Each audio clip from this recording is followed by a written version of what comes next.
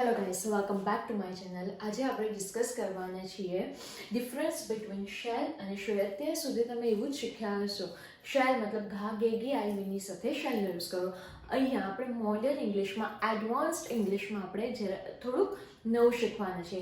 જ્યારે તમે કોઈની પાસે સજેશન્સ માંગો છો કે મારે આ લેવું જોઈએ કે પેલું લેવું જોઈએ, મારે ત્યાં જવું જોઈએ કે નહીં, મારે આ મૂવી જોવી જોઈએ કે પેલી મૂવી, તો એ કંઈ પણ તમે કોઈની પણ પાસે સજેશન્સ લેશો તો તમે શાનો યુઝ કરશો?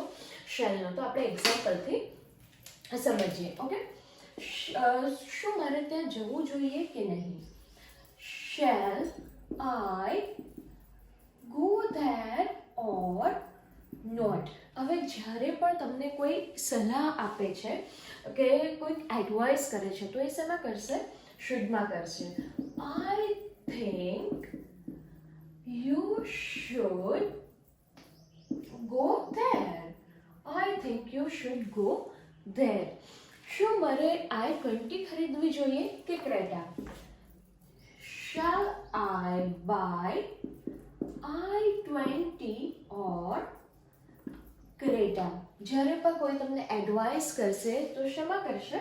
શુડમાં. I think you should buy Creta. Shall I buy iPhone or Samsung? I think you should buy iPhone. Okay, is it clear? બહુ જ સિમ્પલ છે. જ્યારે પણ કોઈક તમે જ્યારે પણ કોઈકની પાસે કંઈ પણ સજેશન્સ લો છો ત્યારે તમારે શેમાં કરવાનું છે? શેલમાં પૂછવાનું છે. જ્યારે કોઈ તમને એડવાઇસ કરે છે તો એ કેવી રીતે તમને રિપ્લાય કરશે? શુડમાં કરશે. ક્લિયર? આજના વિડીયોમાં આટલું જ. હવે પછીના આપણે નેક્સ્ટ વિડીયોમાં મળીશું.